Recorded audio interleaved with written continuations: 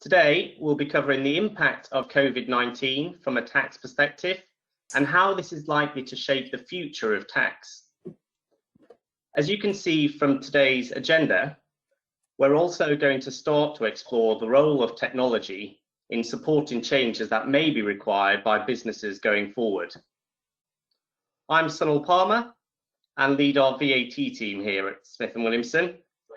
I'm joined today by Emily Spooner, who's a director in our corporate tax team, and also Ollie Dudney, who focuses on employer solutions. We're also joined by Akil Butt, who is a solutions consultant at Tax System. Please do ask any questions you have throughout using the chat box on the screen, and we'll try and cover off as many as possible at the end of the webinar. If we don't get a chance to cover all questions, we can follow up separately with you afterwards.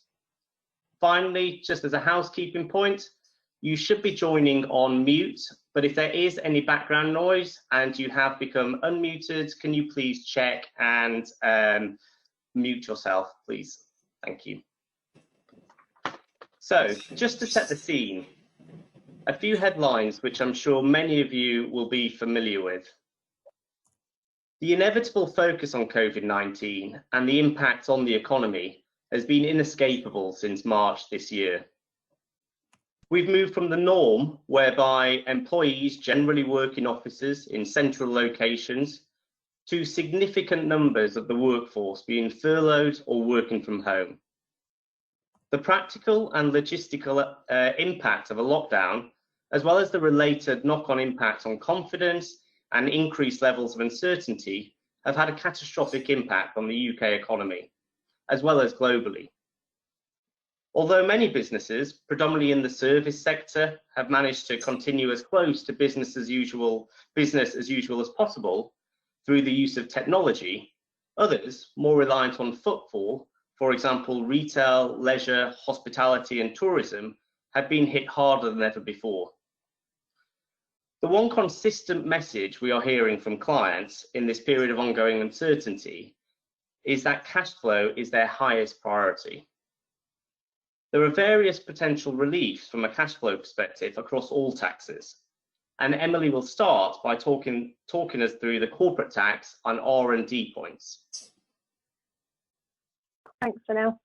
Morning, everybody. So yeah, as Sunil mentioned, what I wanted to cover off this morning is really around tax cash flow and what we've seen businesses making the most of in the last few months in terms of how they can maximise relief or potentially minimise tax payments to HMRC where appropriate. So if we flick to the next slide, there's a few different items on here. Some of these are specific from COVID, specific changes that we've seen HMRC making to help businesses in this time.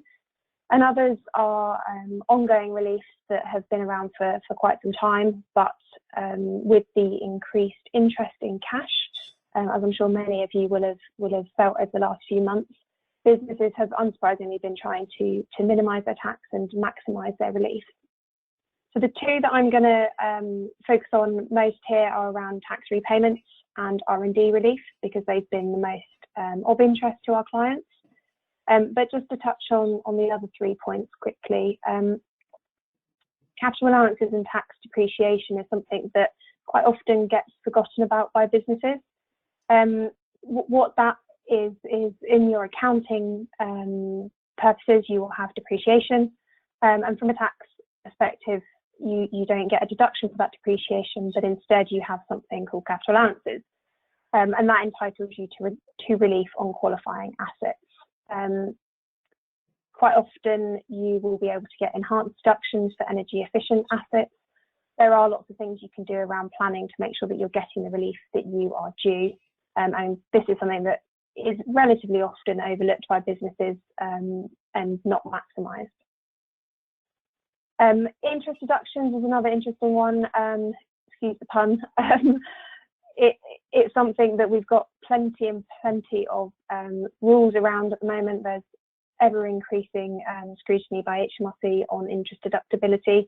But it is something that, again, with some careful planning, you can think about how you can maximise those deductions in the UK, and therefore reduce your profits and improve your tax position. On patent box, just quickly, so the patent box regime has been around for a few years now, and allows companies who have qualifying patents to claim a reduced rate of corporation tax. So you can reduce your corporation tax to 10%. So if you've got any patents, worth thinking about that, checking if you're eligible, because that's a very easy way to reduce your corporation tax liability. If we flick to the next slide, I'll go through some of the changes that have happened on corporation tax payments. So this is something that was specifically changed for COVID, and HMRC have been quite helpful in this respect for lots of businesses. So just to give a quick reminder of how corporation tax payments work, we've got two regimes, one for small companies and groups, where those companies make payment 9 months and 1 day after the end of the accounting period. And then larger companies and groups are often required to make payments by way of quarterly instalments, which is based on forecasted profit. On the slide there, we've got the annual profits exceeding 1.5 million. That limit is divided between the number of group companies, so actually could be a lot lower. And then we have some other rules, which if you are a really large group, then there are potentially accelerated dates for payments to be made, which means you need to look really.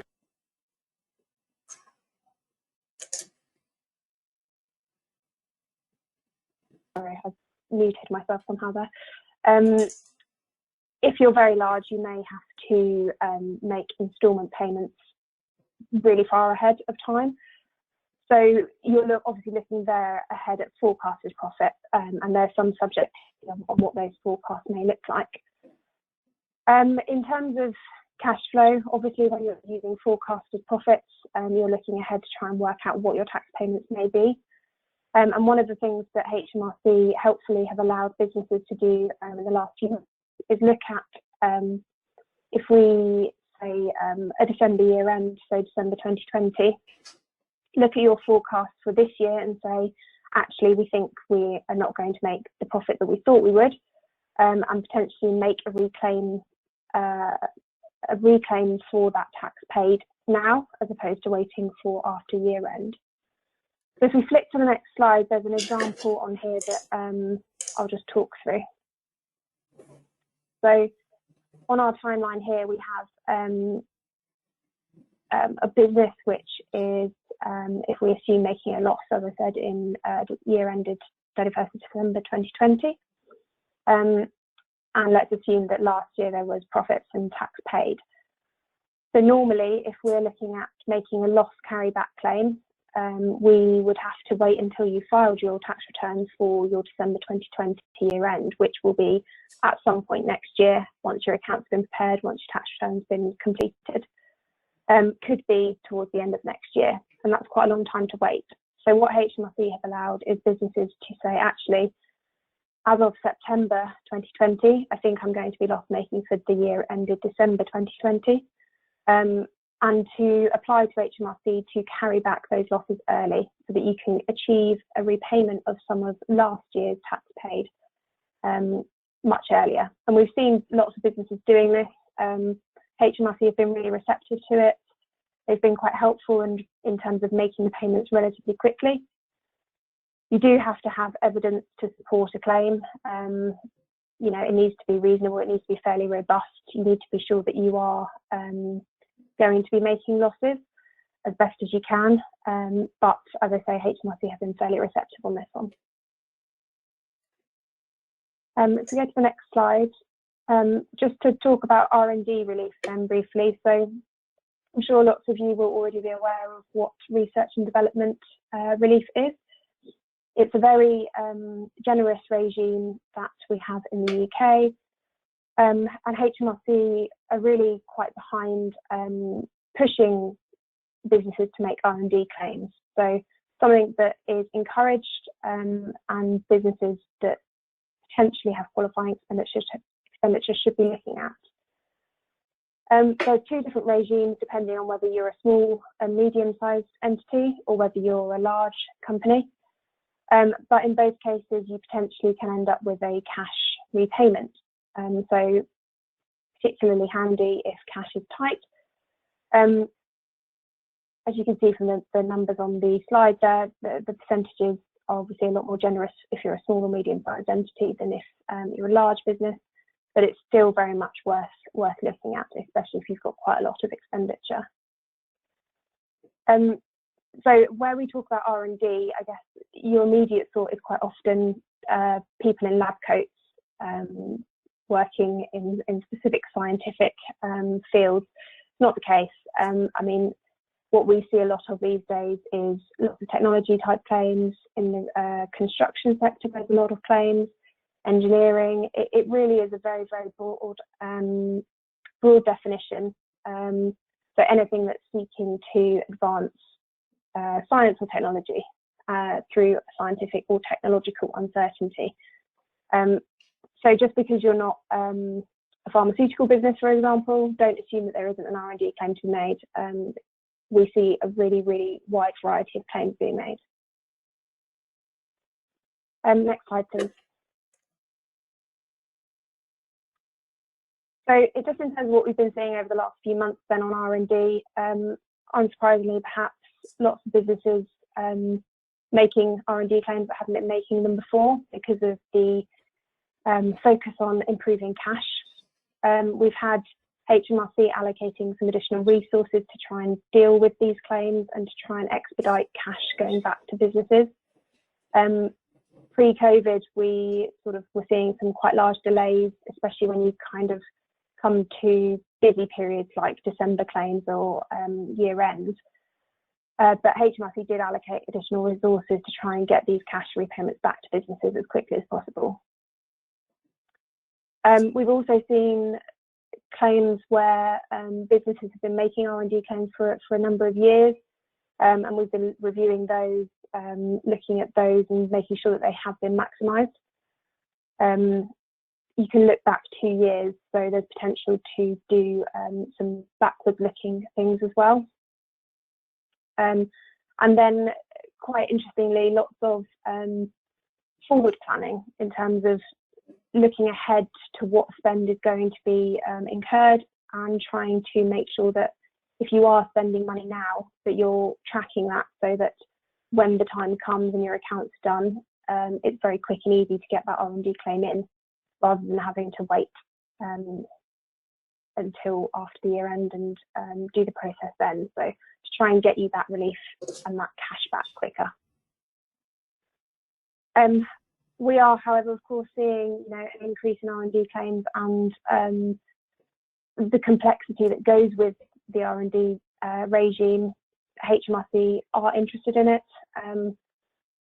We aren't necessarily seeing an increase in challenges at the moment, but it's something that businesses should be aware of. You don't want to be making a rogue R&D claim. If you're putting something in, it needs to be robust and it needs to be sensible.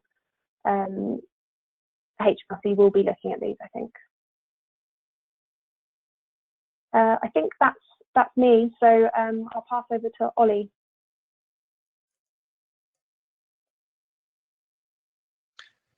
Morning, everyone. Thanks, Emily. Hi, everyone. I'm Ollie Junior, Tax Manager in Smith Williamson in our Employer Solutions team.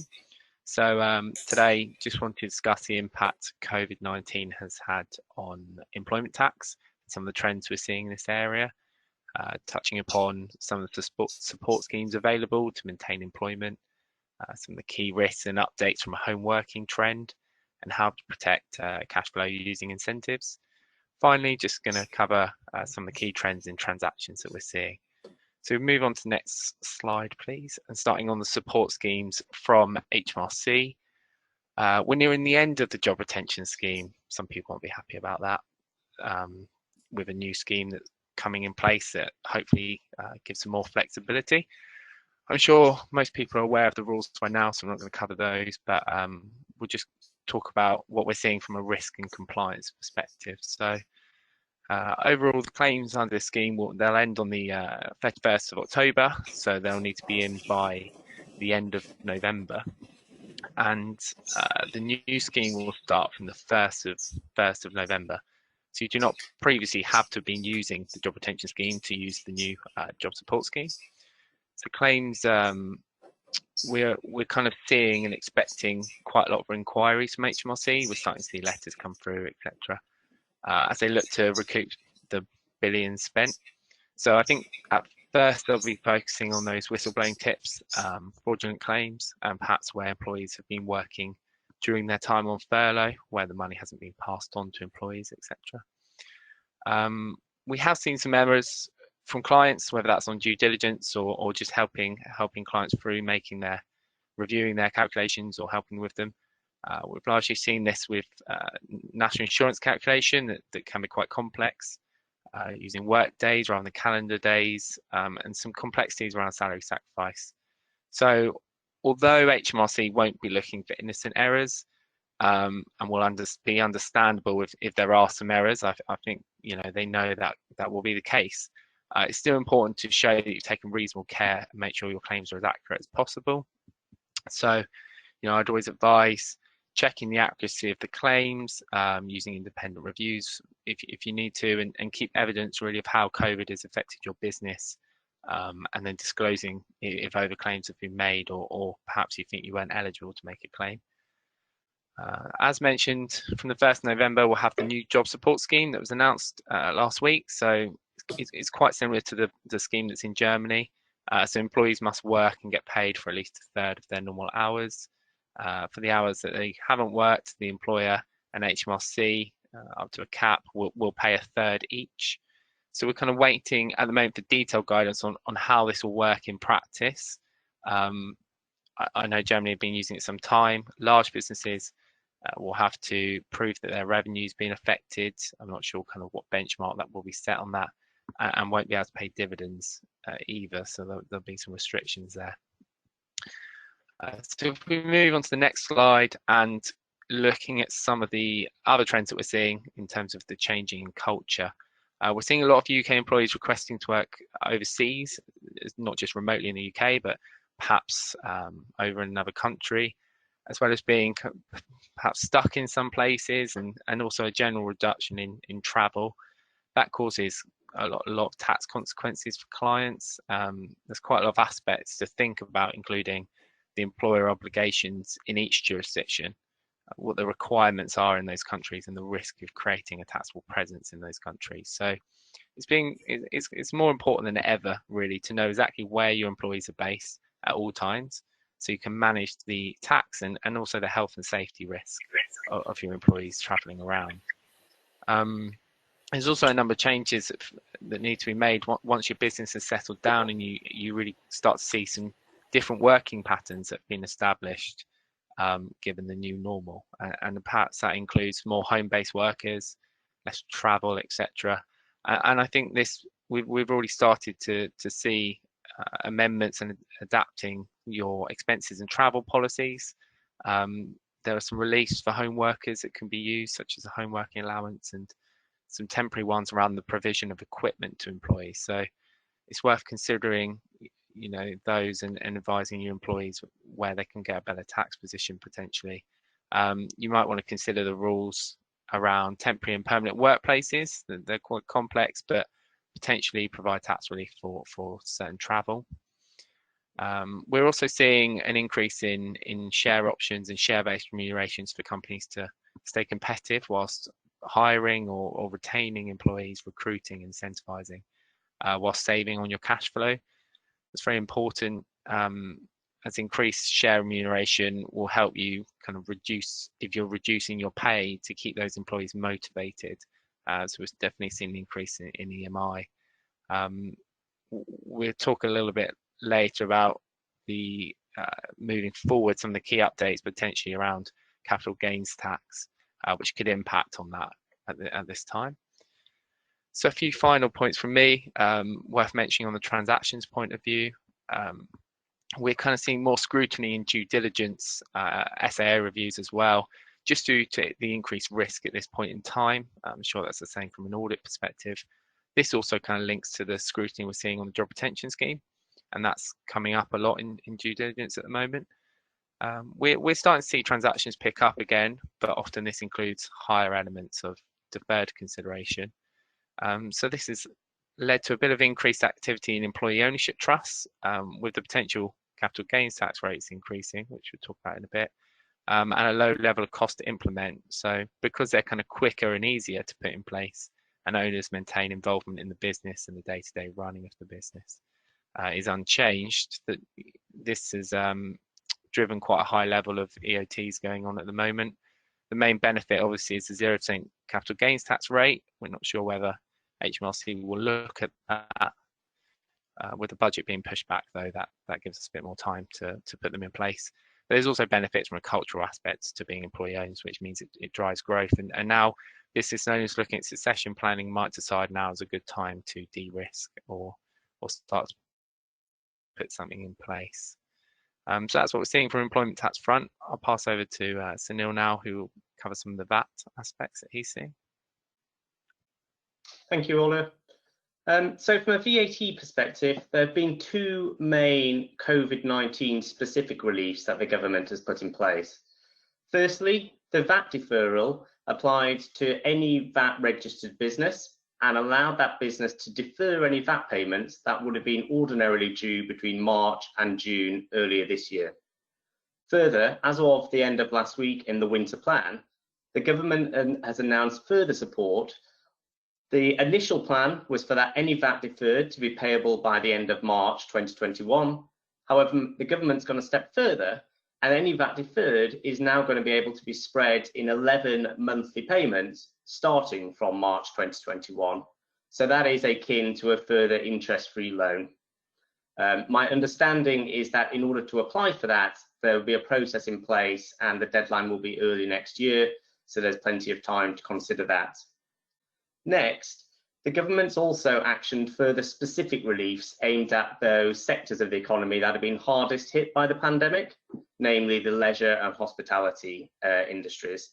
And this is by way of a VAT cut from 20% to the reduced rate of 5%, applicable to certain supplies of businesses by businesses in those sectors. Again, it was initially planned to end by the 12th of January, and this has again been extended to the end of March next year as part of the winter plan. There are also some more day-to-day VAT reliefs that businesses often don't take advantage of. I think firstly, in the top left corner of that slide, for those businesses that are really struggling to make their VAT payments, there is something called time to pay. This is agreed by HMRC on a case-by-case basis and allows businesses to defer their VAT payments. Note that where the VAT deferral that was COVID specific applied to all businesses and there was no application needed, you do need to apply to HMRC to use this. You generally need to show HMRC that you've given considerable thought to your cash flow and that you cannot pay it, and that you've got some kind of plan in place to be able to pay it in the future. I think the major difference we've seen here is that historically it's been quite hard to get HMRC to arrange these time to pay arrangements. In the last 6 months, we've seen HMRC take a much more sympathetic approach to agreeing these. So that's worth considering if you're struggling to pay your VAT payments. Next, bad debt relief is something that's not COVID specific, but is available to any business and is applicable to VAT paid to HMRC on outputs where the debts have been outstanding for at least 6 months and transferred to a bad debt account. So in this scenario, you would have issued an invoice to your client plus VAT at say 20%. That VAT would have been paid over to HMRC in the relevant VAT return period. And that if you hadn't been paid, that would have been a cost that you would be funding. However, if your customer or client hasn't paid that and 6 months has elapsed, you are able to make a claim for bad debt relief. Quite often in our experience when we're carrying out VAT health checks and similar, this is something that businesses have either not taken the time to do or have forgotten applies. So it's worth considering that to improve your cash flow. Next, we quite often find that businesses take quite a prudent approach to VAT recovery in respect of certain areas. The two that stick out are probably VAT recovery in relation to staff expenses, for example, mobile phone bills. And also, as Ollie mentioned, we are aware that many businesses are covering the cost of employees working from home, for example, with certain infrastructure and things like that. Subject to the nature of how that is reimbursed, a VAT reclaim might also be possible by the company. The other point I want to make is overseas travel and overseas VAT incurred. Clearly, for the vast majority of businesses, there have been far less of this over the last 6 months. However, this is something which is quite often forgotten and should be considered for any, say, overseas hotel and travel trips made prior to the COVID pandemic. This is done not through a UK VAT return, but through a separate mechanism, but it is worth looking into if you have potential overseas VAT. Finally, the way that VAT works is through what we call VAT tax points. And there can be potential to review this. For example, if you're making significant capital expenditure, to ensure that you incur the VAT or charge VAT at a beneficial position in relation to when your VAT return periods are made. Moving on, and as Ollie and Emily alluded to, quite clearly as a result of COVID, the government is facing an unprecedented and ever-rising cost in order to A, keep the economy afloat, battle the pandemic, and also at the same time as suffering from lower tax intakes due to the impacts of COVID on the economy. Next slide, please, Akil.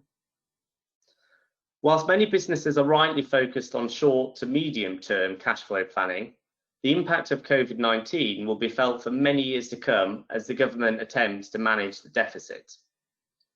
From a VAT perspective, future VAT rate rises cannot be ruled out.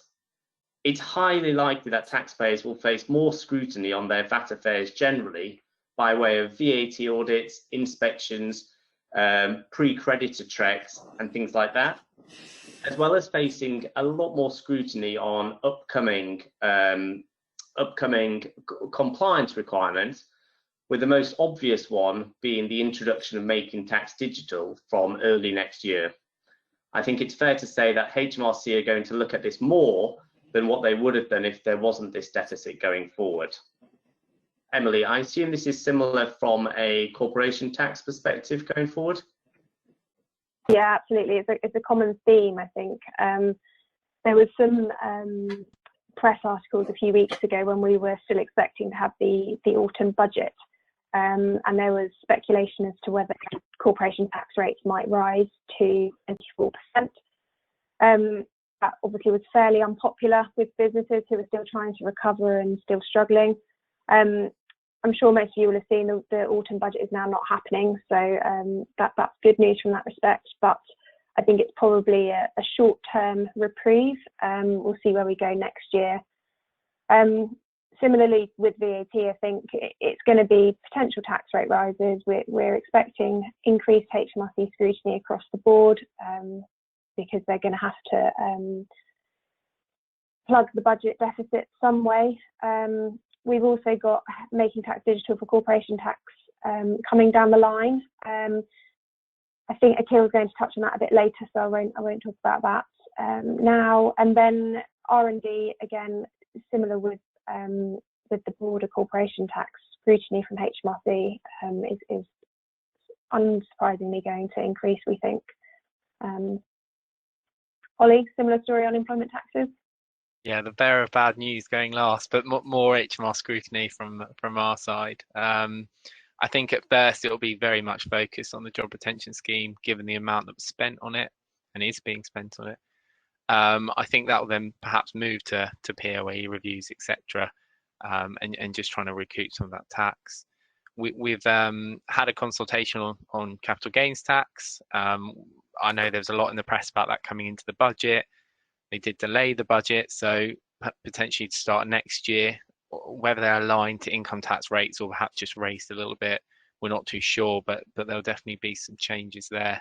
And we've had consultations on share schemes, particularly some tax approved ones, and trying to make those a little bit more generous, particularly EMI, and open those out and train people up in understanding them, especially young people, to try and get them involved in share schemes, which is quite interesting. I think in terms of things like growth shares, that might, with an increase in approved schemes, they might kind of crack down on arrangements like growth shares. So yes, kind of watch that space. Obviously, R35 due to come in April of 2020 has been delayed to 2021. Businesses should really kind of get ready for that, and leveling the playing field between consultants and employees is something HMRC have been looking to do for a while. We are expecting that still to come in, although there have been whispers that perhaps they could scrap it altogether. But it's definitely worth preparing for, because we expect it to come in. And then finally, I had the final point is the job support scheme. Obviously, we've had a few details on that, but that'll be the new relief coming in for 6 months from the 1st of November, and hopefully helping businesses kind of support viable jobs. That's quite an important aspect of it. From a personal tax perspective, obviously capital gains tax will affect business owners particularly, and people's personal positions. So again, you know, any rise in the rates could lead to increased tax. So, you know, some potential planning opportunities there in the meantime. And then the same for inheritance tax. It's already quite high, but whether they look to do something in that space, we haven't had too many consultations on that. But as you say, Emily, you know, trying to recoup the tax that they've paid, they might need to increase some of the rates here or there.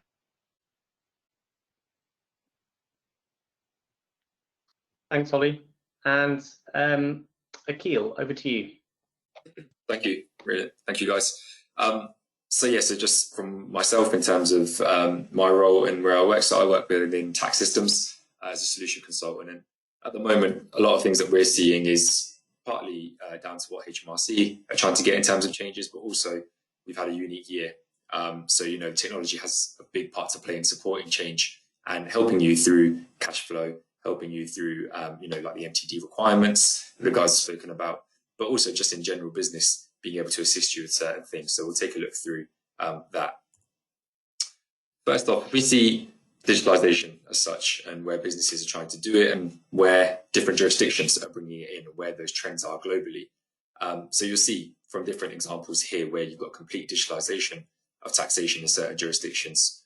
You've got certain jurisdictions where transactions are being reported within a couple of days, a few days of the actual occurrence, or, you know, paperless invoicing. So HMRC at this stage are playing catch up with a load of jurisdictions. However, it's also the element to the businesses where it gives you that insight into certain things that you may not see where, you know, things haven't been digitalized as such. So we are planning to see changes. We are going to see changes where HMRC are playing catch up, but it's also a massive benefit for businesses where they do have that opportunity to digitalize where possible. And if we look at where the UK and HMRC are on that journey, and as we mentioned, they are quite far behind at the moment, but there is elements that they're looking at specifically that we can go off in terms of examples. So where we can look at VAT for now, and in terms of the MTD changes that have come into play. And something that it mentions there, which is something that we fully support, is that change and disruption will be a consistent theme. The element of change and the amount of change will be different on different phases. So for example, we've got MTD phase 1 to go off, which came into play from April and October 2019, where it wasn't too much of a change. There was a simple API-enabled links that allowed the digital submission. So not too much of a change there, but a bit more insight into how reports have got to the final 9-box return, for example. Then when we look at phase 2, where there's a lot more changes in that element, and there will be further changes coming from income tax, from a corporation tax perspective. So it is going to be consistent. So it's almost getting ahead of the curve now, ensuring that you have those things in place that will then allow you to future-proof when those future changes are inevitable and that they do come into play. It's also looking at technology as enabling them and, you know, minimizing that disruption.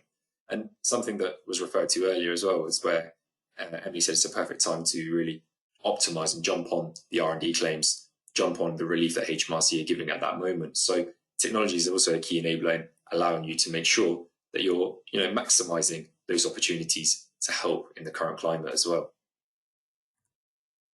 So if we look at from HMRC's perspective, what we've seen in the past, what actions they've taken in the past, and where we see them going in light of this unique year that we've had. And they will be investing in additional compliance officers from the perspective of being able to apply that scrutiny that they're going to have to recuperate some of the money that they have spent in these different schemes that we've referred to. So they are improving their own technologies to ensure that that tax gap continues to close. That's where organisations also have the opportunity to do the same thing. One, to allow that transparency and avoid those penalties that will be incurred, as we'll talk about in a bit more detail later, but also to allow you to have that insight into your cash flow and be able to make those business decisions from there on.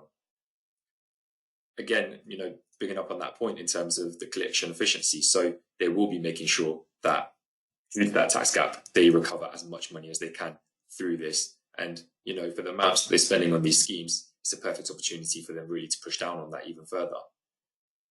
MTD is, something that HMRC have had on the horizon even before this unique year that we've had. So that's something that we have had deferrals due to the effect of the pandemic, but it's well on the way. So we're looking at VAT at the moment, where to April next year, the phase 2 element comes into it. And that's already forecasted to deliver a lot of the money that HMRC are trying to recuperate from, those schemes that they are putting into play. And it doesn't just stop at VAT. As mentioned, there will be future elements to MTD. HMRC will come back to VAT after they look at income tax, corporation tax. So that's one thing that we can definitely expect from them, because that was there before we even had this, the pandemic that came in. But from the option, again, as I mentioned before, the digitalisation to advance, allowing businesses to really have that insight to your own business, as well as HMRC having that transparency to detect tax abuse and avoidance. Again, just echoing the message that Emily and Ollie have given there in terms of the zero tolerance, they will be clamping down. They will be coming down hard on those that don't comply. And also, I guess that deferral that they have put into place will mean that organisations have had more time to make sure that your processes are there, to make sure that your processes are complying. Therefore, there's no reason why, in their eyes, businesses shouldn't be complying with what they put into play. And again, as we'd expect with the penalties, with normal business does assume that, that these points-based penalty systems for VAT specifically will potentially be widened out to the further taxes to ensure that, everything is being recovered that HMRC can. And if we look at drivers for change, and as we mentioned, there has been stuff this year that has resulted in a lot of the change that we are going to see. And, first off, we're looking at COVID and what the effect that's had on the cash flow perspective. So the remote working, that gives you the perfect time to have that digital collaboration within your organisation to ensure that, you have the different solutions, you have the IT in place in order to allow you to do that. So the digitalisation element is completely encouraging that to make sure that, the remote working, flexible working can be enabled, as opposed to, having the disruption that you'll have from on-site solutions and that sort of thing. Also, looking at Brexit, and I guess if we look at what digitalisation means in that element and where the digitalisation can help you with the changes that we're expecting to see come into play, and that's from a legislative perspective, from any sort of budget updates that we have and that sort of thing, allowing technology to help you digitalise rather than continuing to have these processes manually offline, increasing the risk that there may be from human intervention that we're already seeing, which is, the drivers for change there is that digitalisation takes away that human intervention and allows you to have, the dependency away from those human points. And again, if we look at something that was there beforehand and something that will be there going forward, is the MTD element. So something that we need to deal with in that sense, that we keep our records digitally, that the digital links are in place, as you'll know, with MTD phase 2. And again, that human intervention in automated processes is limited as far as possible. So they're all drivers that, I guess, if we look from HMRC's perspective, they'll be wanting, organisations to get into play, but also from the organisation's perspective, to make sure that the digitalisation is there in order to have that insight into your business, to drive your business decisions, in order to be able to manage your cash flow and ensure that, the business is focusing on what it should be by having that insight and also complying with what HMRC are bringing into play. And that brings me quite largely into looking into how do we do that? How do we automate the process? And that's through compliance platforms that can be enabled in order for users to have all of those combinations into one. So first off, having a compliance engine that gives you the control over how you're managing your work, and specifically how you're managing your tax returns, for example, giving you the visibility. So as Emily referred to there, in terms of from a corporation tax perspective, ensuring that you enhance as much of those claims that you can. So having the automation, having the platform that will allow you to really get insight into that and make sure you're maximizing the opportunity to make those R&D reclaims, to make sure that, you know, the loss carryback rules are being utilized as much as possible in order to give you the business advantage. Looking at a lot of the work that may currently be done offline or, you know, maybe done manually, that can be automated. If you look at different steps of the process, let's say from a VAT perspective, because we can actually go off that one because that's what HMRC have brought into play. And a lot of the work that we're seeing is repeated from monthly to monthly returns or from period to period. So that's where your complex calculations, for example, if I mentioned partial exemption, that's something that can be automated. You can save time, increase your accuracy, and ensure that your reports that you are doing within the solution are actually there, that are, you know, being accurate, as opposed to HMRC coming down and seeing, you know, risks with your current processes that you've got, therefore increasing the scrutiny when they do look into your systems and so on. And again, where we have that manual intervention, that's something that can be removed from compliance platforms. So if we look from our perspective, we've got Alpha Tax and Alpha VAT, which with those users, they can automate a lot of the work within that solution, build that engine, have that running your calculations and reduce the risk. And from that perspective, there's no real end to what you can do within that digitalization element, because the more you get into it, the more you want to use it and the more you can get from it. Again, moving back to the element of cash flow, what HMRC want to see, but also allowing you to get that insight into your business through the digitalization that we'll see. So from a technology perspective, it's really just building upon what Ollie, Sunil and Emily have mentioned there and giving you that insight as a business in current challenging times. That insight that you can get, you know, is invaluable at the moment. So it's valuable at the moment. So in terms of technology perspective, just really supporting what the guys are saying there, that, you know, HMRC will be clamping down. The insight that you can get into your business is, you know, massively important at the moment. So use technology, digitalize in order to really enhance that element. So that brings me on to opening the field for any questions that you may have. Feel free to direct it at any of us in terms of any specific questions you may have of anything that you've seen, any questions in terms of any trends that you may have seen. And Sunil, I'll hand back over to you. Thanks, Akil.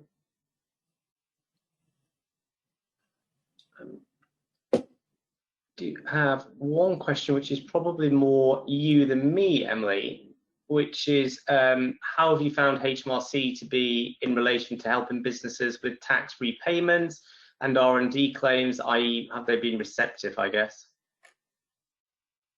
Yeah, thanks. I'd say we were actually pleasantly surprised by HMRC's attitude at the beginning. You know, back in March, April time, there was understandably a bit of panic from lots of businesses as things went into lockdown. And actually, I think HMRC, you know, often are relatively slow to act on some of these things, but we were really impressed at how quickly they did implement things and how helpful they were in terms of speaking to us and to our clients about issues or you know, if people were unable to pay or if they needed to defer things.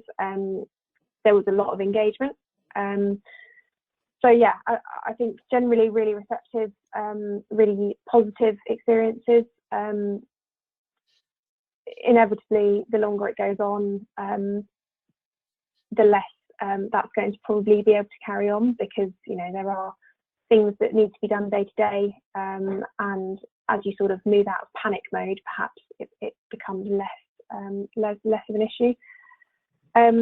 But I think also that the point we've made, you know, a couple of times around needing to plug the deficit at some point, there's a fine balance for HMRC. we have found them to be very helpful, but at the same time, you know, when it comes down to things like the job retention scheme that Ollie mentioned earlier, the investigations and cracking down on fraudulent claims, I think that they're going to be quite hard on that. So it is a fine balance. Yeah, and there's an immediate follow-up question for you, Emily, which is what type of things can you claim R&D on? So it's a real mixed bag. So if I give you an example, we sort of see lots in the software space, which you probably wouldn't be too surprised by. Things like software talking to each other, so making sure that things are integrated well. If you've got an app, making sure that that platform works appropriately and upgrades to that. Innovative new product designs on the app.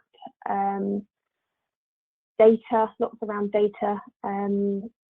That's a big one at the moment.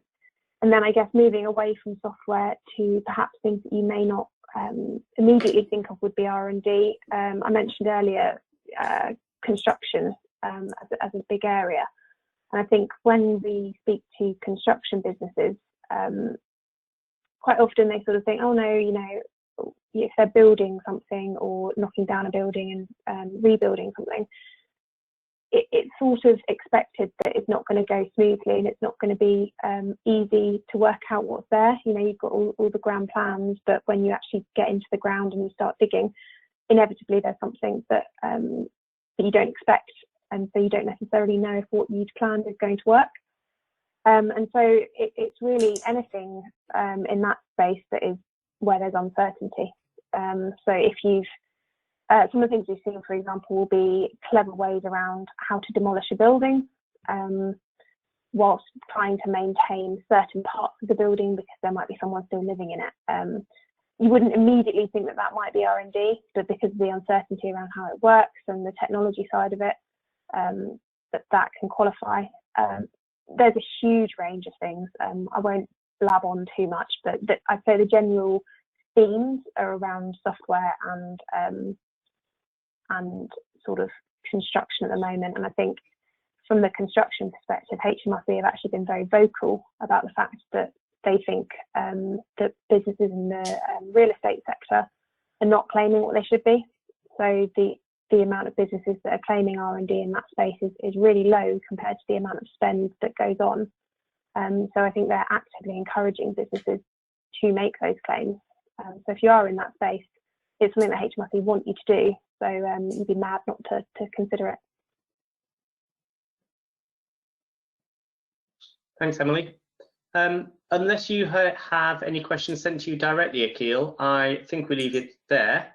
And if people have further questions, please feel free to reach out on our contact details on screen. Are there any final ones you feel that's come through? So I've got one in respect of technology in terms of organisations and where they're currently at, and specifically, do we feel it's too late for organisations to start looking to digitalise? And I'd probably say our response now is probably now is the perfect time due to the fact that MTD is on the horizon, from the advantages as we spoke about earlier in terms of having that insight into your business, being able to make your decisions from that now is probably the perfect time to do that due to the fact that we can review processes, we can look at how to stay compliant, but also a big driver here is how to increase your efficiency, how to give you that insight. So I'd probably say it's an ideal time to get into that. If you can do now, look at how to digitalize your process and really maximize the efficiency. If you're entirely manual at the moment, you're not alone. That's something that we see with a lot of companies. So it is really a perfect time to get involved with that. I do have one question in respect of pension contributions from someone on the call. So it just says, do you expect to see any changes in higher rate relief for pension contributions or the triple lock in the budget? And I guess it's quite difficult to really advise on that point specifically, Sunil, but I guess I'll hand that over to yourself or Emily. Or even Ollie, for that matter. Yeah. Oh, yeah. Sorry. Yeah, we've got an employee benefits team, so I don't tend to touch upon pensions, but I think the answer there will certainly be potentially. They're reviewing pretty much all areas of tax. So I think where people are putting amounts into their pension, maybe some of the higher rate reliefs might go. I know they changed it recently for doctors, etc. I haven't heard anything in that space, but I will certainly speak to the employee benefits team and try and see what they think about that one. In terms of the triple lock, I think there's kind of whisperings around it because of where the economy is headed, but that's potentially again.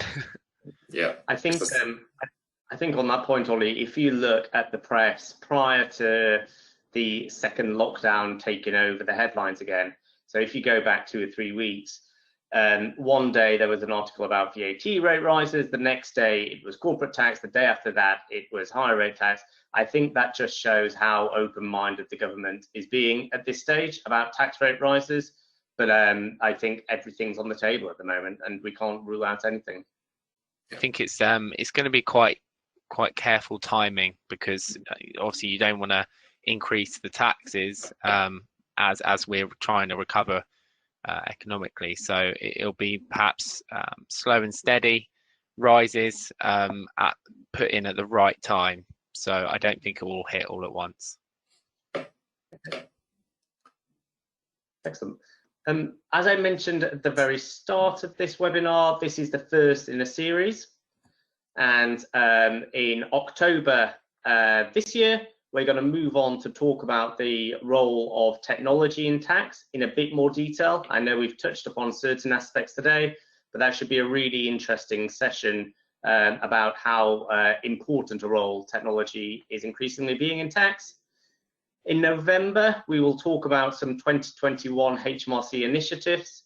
Again, as mentioned on this call, one of those key ones that comes in early next year that businesses need to start thinking about prior to that is making tax digital for VAT, which will quickly go to other taxes. But there are a whole host of other things that HMRC are looking to bring in next year that will, as we've said, face quite a bit of scrutiny from day one, we believe. We'll then have a break in December, and January will start to focus on the importance of data and the role that technology plays in that, but having more of a detailed look at systems and data as well. So we hope you can join those. We will be able to send invites and details of times for those in due course. But thank you very much for joining. Thank you for your questions, and we look forward to doing this again next month.